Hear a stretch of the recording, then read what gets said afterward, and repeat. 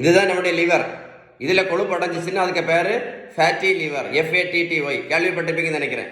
இந்த fatty liver இருக்கக்கூடிய நிறைய பேஷண்ட்ஸ் பார்த்தீங்க அப்படின்னா மேக்ஸிமம் இன்சுலின் போட்டுட்ருப்பாங்க. ஒன்று இல்லைன்னா சுகர் மாத்திரை, ப்ரெஷர் மாத்திரை, கெட்ட கொலஸ்ட்ராலுக்கு மாத்திரை சாப்பிட்டுட்டு இருப்பாங்க. ஃபேட்டி லிவர் இருக்கக்கூடியவங்க கேள்விப்பட்டிருப்பீங்க. அதே மாதிரி மட்டும் இல்லை, ஃபேட்டி லிவர் கூட நிறைய பேஷண்ட் பார்த்தீங்கன்னா பித்தப்பையில கல் வந்து அதுக்கும் மாத்திரை போட்டுட்டு இருப்பாங்க. இந்த ஃபேட்டி லிவர் ஏன் வருதுன்னு தெரியுமா? ஏன் வருது அப்படின்னா அதுக்கு ஒரே ஒரு காரணம் வந்து இன்சுலின் ரெசிஸ்டன்ஸ் மட்டும்தான். இந்த இன்சுலின் ரெசிஸ்டன்ஸ்னால என்ன வருது? ஃபேட்டி லிவர் வருது.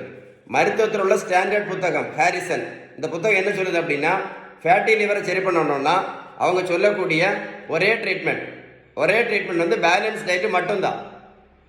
ஸோ யார் பேலன்ஸ் டயட் கரெக்டாக ஃபாலோ பண்ணலையோ, ஸோ ஃபேட்டி லிவர் இருக்கக்கூடியவங்க யார் பேலன்ஸ் டயட் கரெக்டாக ஃபாலோ பண்ணலையோ எந்த இன்சுலின் நிறுத்த முடியாது, எந்த மாத்திரையும் கண்டிப்பாக நிறுத்த முடியாதுன்னு யார் சொன்னா? இந்த புத்தகம் சொல்லுது. ஸோ எது ரொம்ப ரொம்ப முக்கியம்? So fatty liver is very very dangerous, ஆபத்தானது. ஏன்னா ஃபேட்டி லிவர் நீங்கள் ரொம்ப வருஷம் கவனிக்காமல் விட்டீங்கன்னா அந்த லிவர் வந்து சுருங்கிச்சுன்னா லிவர் ஃபெயிலியர் கூட வரலாம்னு கண்டுபிடிச்சிருக்காங்க. புரிஞ்சிருக்கோன்னு நினைக்கிறேன்.